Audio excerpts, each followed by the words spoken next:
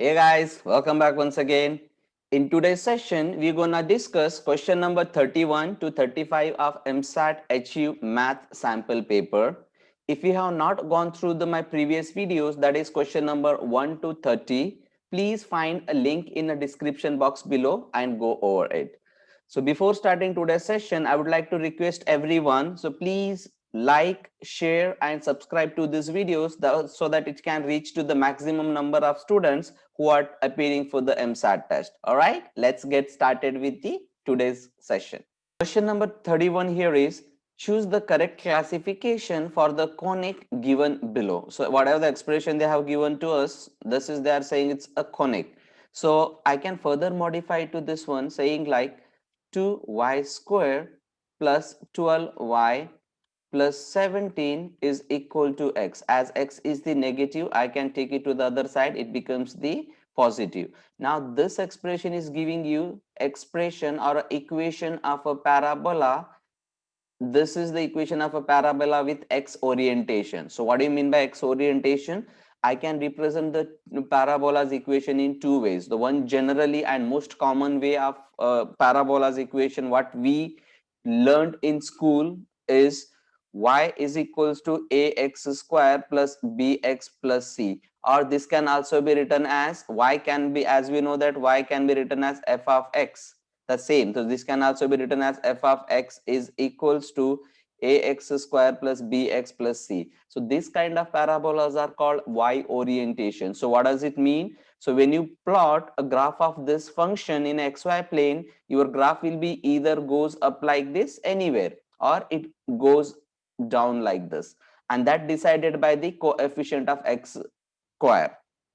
If a is positive, the graph opens up, and if a is negative, graph opens down. So this is what the y orientation we say. And the parabola's function equation can also be written in the another way, that is the x orientation, and the expression which they have given to us is an x orientation. So what is the x orientation formula now? X is equals to ay square plus by plus c. Now look at here, where a, b, c are just a constants, any number, as they are written here 2, 12 and 17. And in this case your parabola will be either opens like right side or either opens is like a left side. So which one, when will be opening right and when will be opening left, again it is decided by the coefficient of y square in this case. So not to worry, but I just need to recognize which one is the expression given for the which conic section. So definitely, as whatever the expression they have given us, this is basically the parabola. Whenever the conic or the graph looks like this, whether opening up or down, right, left, this is basically a parabola. So I go with the option A here. So it's better for you to understand why can't I say it's a hyperbola, or why can't I say it's a circle, and why can't I say it's an ellipse. So with this question I say nothing to know like or nothing to memorize the formulas, what is the formulas of parabolas, hyperbola, circles and ellipse. It will be given to you in your exam. So that's a sheet will be available, what we say the data sheet, and all the formulas are available. By referring to that data sheet you can look at out the which is the right choice and which is not. So I can just show you like how I can just show you. So how would be the like your formula sheet will be given to you in your exam. So let me just show it. If I can, let me just go down. Yeah, so this is what the conic section is talking about. So that is, check it out. Equation of a circle is something written like this. Equation of a circle is written in this way. Parabola's equations, apart from that one, what I have shown, y is equals to ax square plus bx plus 6, and in terms of x as well, those can also be written in this way. Please keep it in mind. So parabola's equation in another way we can also write it in this way, and in your exam it will be given it in this way. Again, if any expression you find it in this way, you can say those are the parabolas. So why I'm choosing that as the parabolas is because that is not written in the form of a circle, that is the general form. So that's why it cannot be circle. And how would be the formula for the ellipse? Look at x minus h square by a square plus y minus k square by b square equals to 1. So this is the general formula of ellipse, but the expression which they have given to us is not in this way. And it is also not in the hyperbola. So which is the general expression for the hyperbola is x minus h square by a square minus y minus k whole square by b square equals to 1. The difference between the ellipse and the hyperbola is only a sign in between. If the sign in between is plus, it's the ellipse, and the sign in between is minus, that's called a hyperbola. And these are the other details have been given to us. So you just need to go through this data sheet prior to exam so that it will be helpful for you to identify what information is given at particular location. Accordingly, you can make use of it, right? So this is the a question related to the parabola, that is question number 31. So let's go next to the question number 32. So what answer to the question number 32 and what actually the question they are asking us? Okay, great. So question number 32, it's basically trigonometric functions related.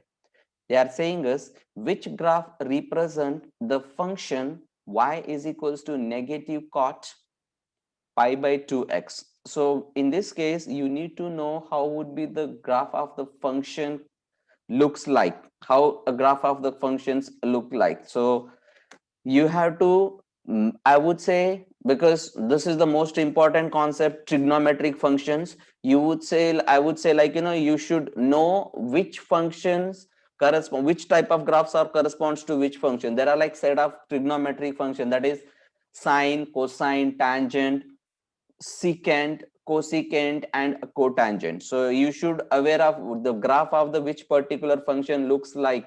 So with that one you can recognize. That is the one point what you need to know to solve this question. Another point is, whenever I'm doing the negative of the certain function, so whenever we talk about the negative, whatever the function has been given to us, we have to flip that along the x-axis. So example, if I'm saying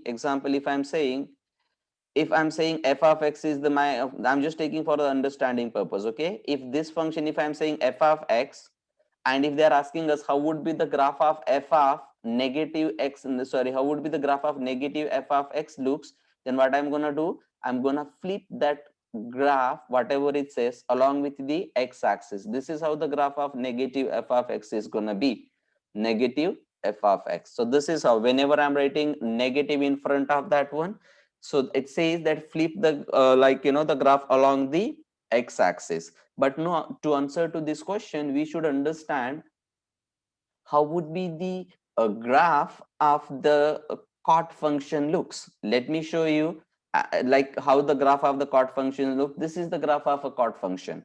So I have just taken one a cot function only, but I suggest to go through all the types of graphs of the trigonometric functions. We don't know in which way the question may come, so it's better to know all the types. So here I'm just solving relevant with the questions what has been given in the sample paper, not in general. So that's why I have just considered this part. Now look, graph of the cot function is something like this.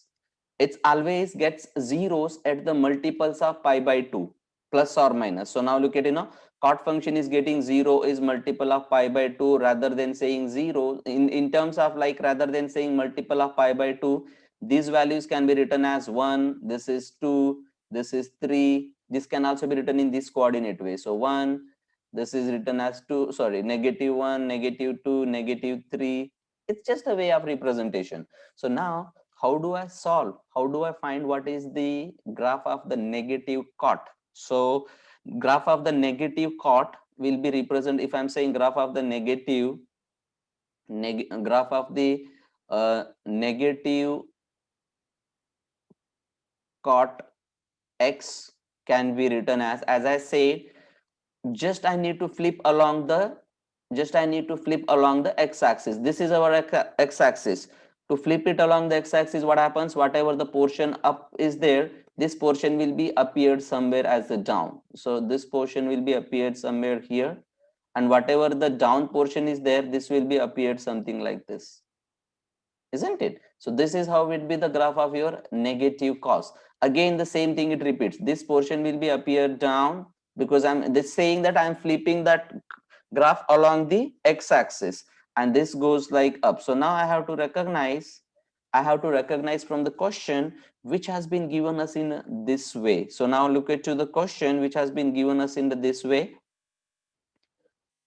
They are given us like A, B. A is also, A could be the answer, B could be the answer, C could be, and D cannot, because D is representing as it is. So then which one I should recognize? So as I told another point about that one, so your cot function is getting zeros at the multiples of pi by 2 or at the ones 1 3 odd number. So I have to check it out. Again I have to check it out for which odd number the functions are getting zeros. So look at here, the odd number means like 1 3 5 7. If you look at to the this original function like option B, it is getting 0 at 0. It means 0, it means it's the value has 0 at 0 2 and so on. Then this is cannot be, because my first thing before shifting it, flipping it, I need to check at what point it is getting 0. It's getting zeros at the odd numbers, but here it is with the it's getting 0 at 0 2 4. So this is cannot be because it's getting zeros means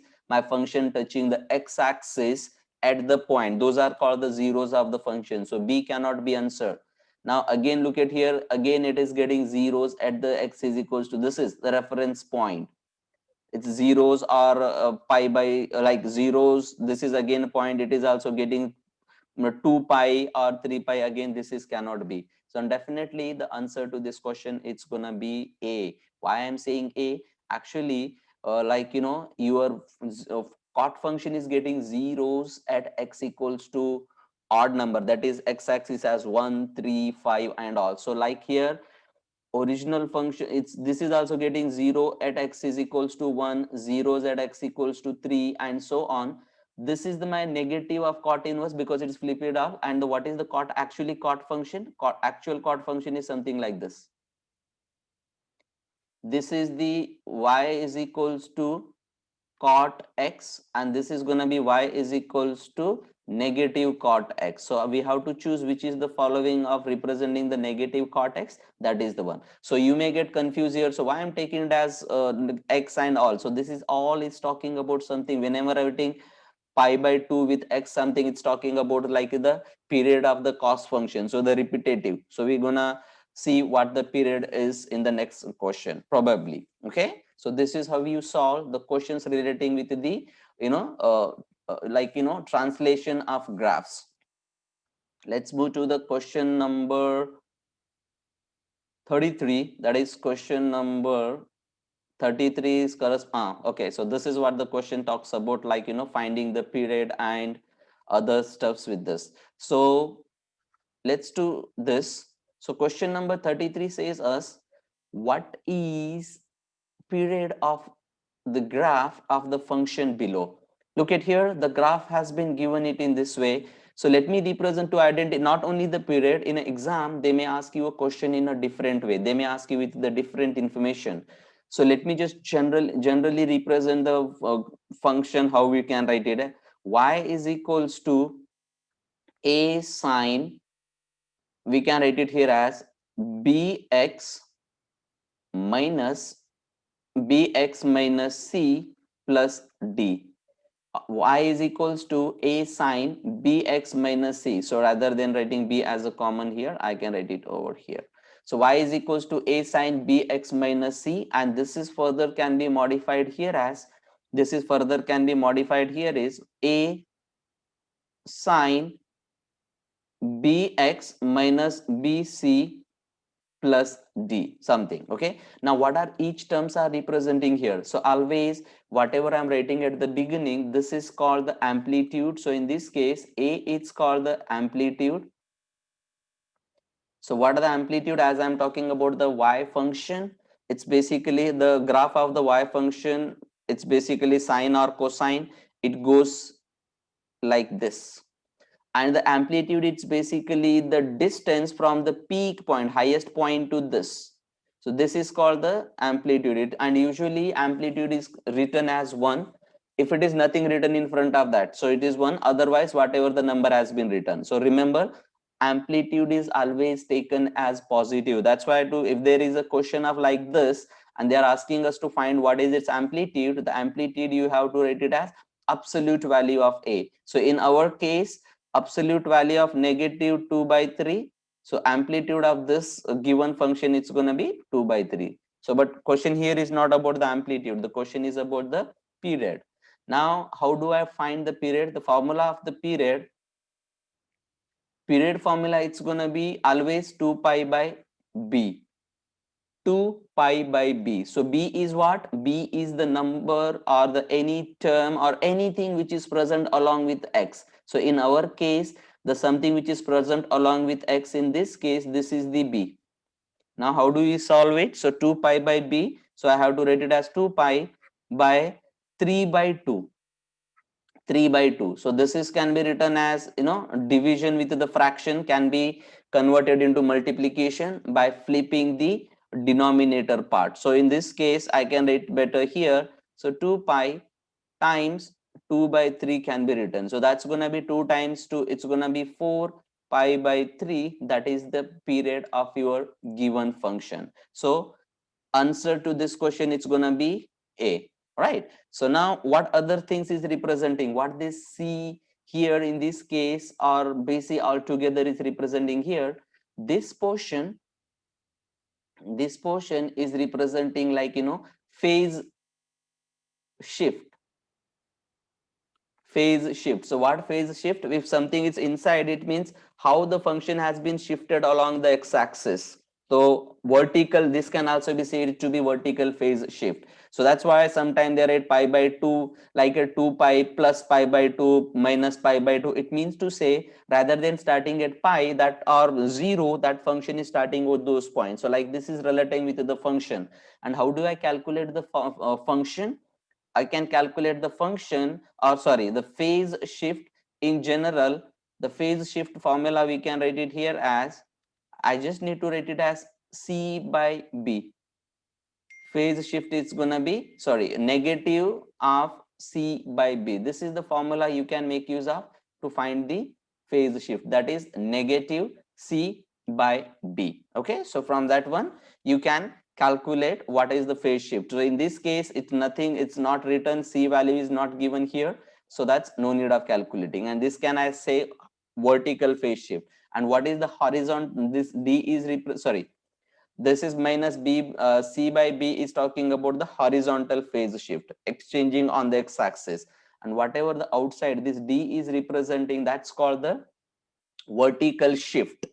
I don't say phase shift, I can say the vertical shift. Whether the graph should start with y is equals to 1, 2 or negative 1, negative 2, it decided by the D. And this is called the vertical shift. So this is the all the components of the general components of the function, that trigonometric function. The same holds true for the cosine function as well. Same. So whether it is sine or the cosine, this all corresponds to the four important things you need to know here. One is about the amplitude finding, I told. About the finding the period of the function, I told. Sometimes they may ask about what is the phase shift of the function. This is the formula to find the phase shift. And the D is basically this is minus C by B is talking about the phase shift along the x-axis, but D is talking about the vertical shift. So these are the four things what we need to know about the trigonometric functions, right? So let's go to the next question. Question number 34. Okay, question number 34 says triangle ADE, this has been represented as triangle ADE, means they are talking about this part, triangle A, D and E. This is part we are talking about. The triangle ADE is the image of triangle ABC. ABC is the original ABC is the original triangle which has been represented, and the triangle ADE is the image of the triangle ABC after a dilation of a scale factor K centered at the origin. So scale factor k centered at the origin, means that this is the origin of the triangle, what I can say, and the dilation of the scale factor with the scale factor k centered at the origin. Which statement is always true? Now look at, clearly you guys already know as of now, if you have watched my previous videos, scale factor is simply multiplying the initial values, the multiplying the length of the triangles or the length of the line segment by the whatever the value of scale factor given here. So sometimes they do say scale factor of 2, scale factor of half, scale factor of negative 2, whatever the word they use, you just need to multiply the lengths of the line segment or the lengths of the triangle by that number. But in our case, they are just saying they are dilating with the scale factor of k. I don't know k, I have no idea. It's just a constant. That constant may be negative, that constant may be positive, that constant may be a fraction, that constant may be double, anything it would possible. So I can't make a decision by considering the k. So which of the following choice always true, or I can also say which of the following statement is must true. Must or always, it means that has to be get true for any values. So that is what the condition is. Now let's talk about the first. BC, line segment BC is parallel to the DE. Whenever I am representing BC is parallel with the DE, yes, definitely this is the only statement which is must be true. So why I am saying is because if you are scaling the line segment AB, it we are scaling the line segment AB, that line, that the resulting, it may go over here or it can be extended till longer value. Scaling with the line segment AC is scaled with the scale factor k, resulting it may go till here or it may go with the longer value, or it can be even the shorter as well. So not necessary to be longer, it can be even shorter. What amount of scaling here, the same amount of scaling will happen here as well. So your line BC, or so your line DE may here, or your line DE may here, anywhere it could be. The resulting line segments are definitely or always parallel. So I can say BC is definitely parallel with DE, whether DE is appearing here or here, it doesn't matter. BC is always parallel. That is the one statement which always true. That's what I'm saying. Option A is the correct answer.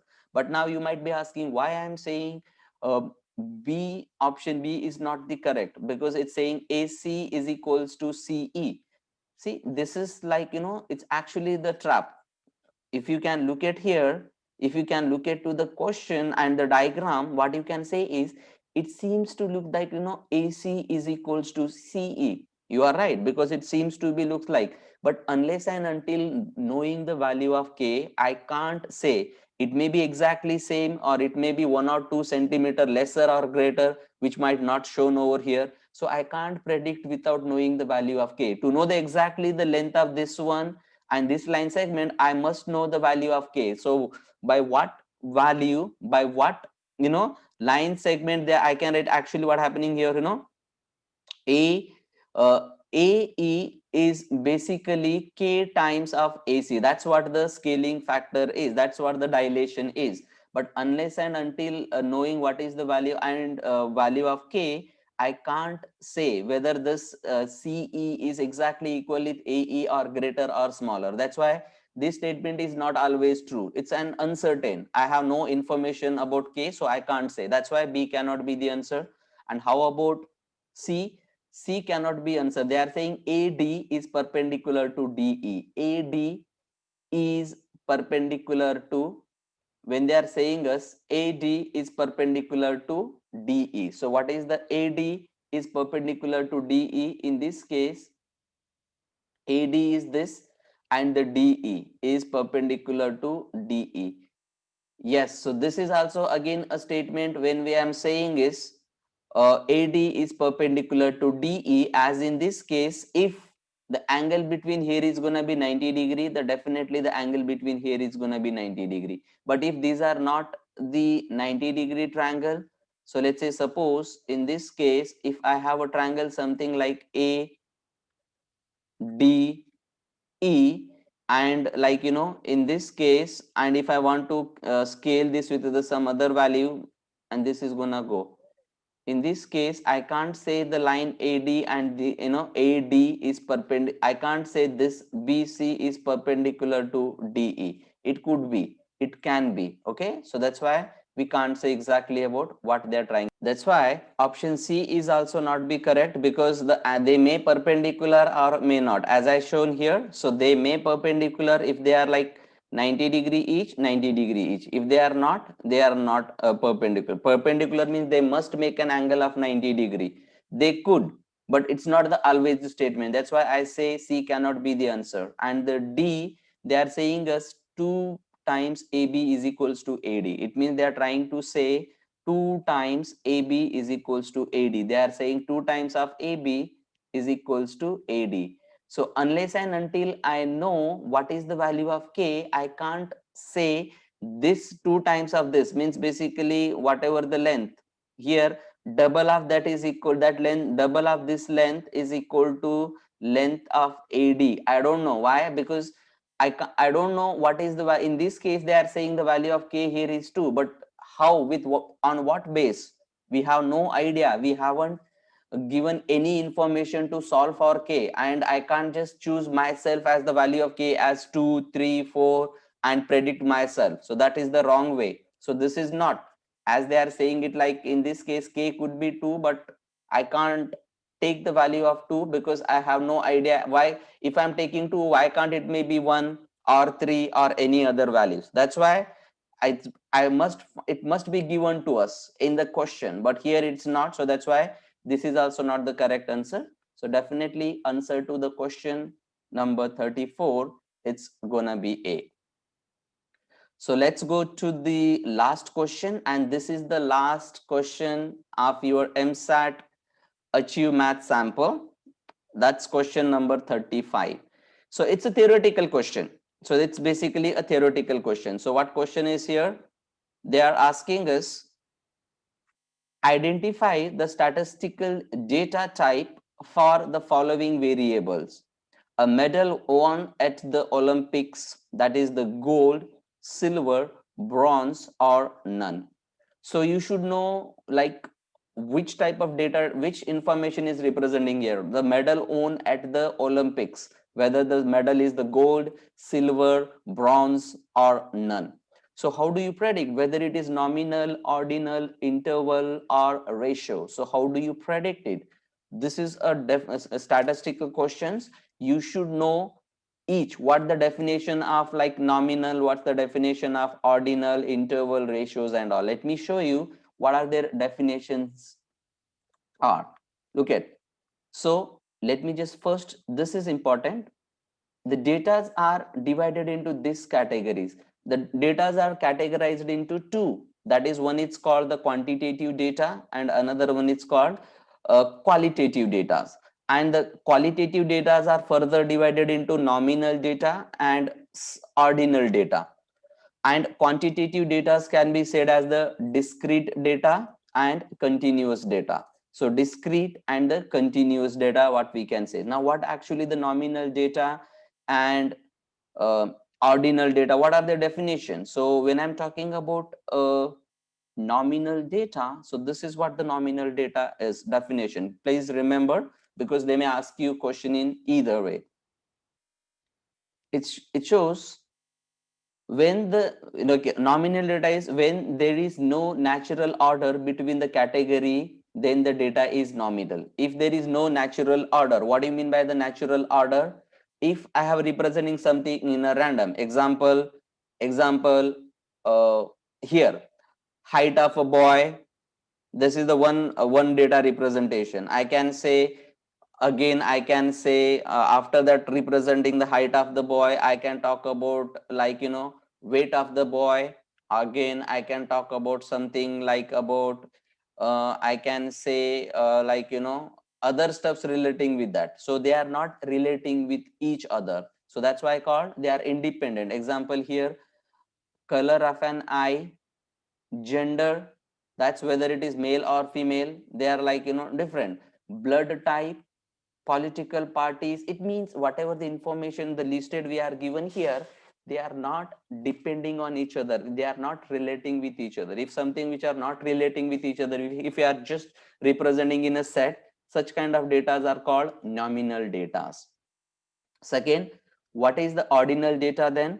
Ordinal data types are basically when there is a natural order between the categories, then the data is ordinal type. So what are example? Exam grades, socio-economic status, exam grades. So now if I'm talking about the exam grades, the grades is arranged in the order. So like, you may get it like, between the, let's say your exam quizzes scores, you may get it like A plus A, B plus B. It means all they are like this kind of arrangement. They are called ordinal data. So why I'm talking about, I'm specifying with the something. So like, that all the grades is given about the some, like, the event or some activity. So that is A plus B plus C and so on, right? So this is called ordinal data. And what are the discrete data? Discrete data, that is data is said to be discrete if it is measured an integer. So data represented in the integer form like 1, 2, 3, 4, 5 something. These are the discrete data, simple. Continuous data, it's basically like, the data measured like whatever the, I can say the best example here is a sine function. If I'm starting from here to here, it's a continuous, means I'm representing in terms something in terms of a graph. So this is the continuous function or the data which is represented here as continuous. There is no breaking point in between. Such data are called continuous. So now let's go back to our discussion here. Which type of data here we're gonna talk here is, because gold, silver, bronze or the none, whatever the relation we are giving between the like, the prices distribution, they are not linked with each other. This is just like the like, the randomly we are giving. And if we are saying something with the random, we gonna go with the data type here is nominal. So if you have like difficulties are all, please go through your like, the questions, what like the concepts what you have already learned in the statistics. If not, Google it, so you'll be getting even more specific information with the clear explanation. So I'm just explaining you for the like, the exam purpose. Please try to understand in detail if you would like to. So go Google it or go to the refer to the any statistical books. All right. So that's it for today. Thank you so much for being with me since all this journey. That's question number 1 to 35. As I promised, I have done with all questions. Now it's your turn to share this video to your friends and like, your group mates. So whoever looking for the preparation of the MSAT math, and give me in the comment box like was it helpful or not. If you share it to the others, so definitely those students will also get benefited along with you, and that is the best way of helping each other, isn't it? So please share, subscribe to my channel, and that will keeps me motivating to create a more such videos which is focusing on your MSAT, all the types of exams I'll be creating on. Now I have done with maths, as I already started with physics. You can refer to the physics videos. If that done with, we will be starting with the other types like chemistry, biology and all, English. So it's just like, we'll be doing it one by one. Now I'm just doing the math and physics because many students are appearing for the test very soon, so that will helpful to them. So please share it and subscribe to my channel. Thank you so much.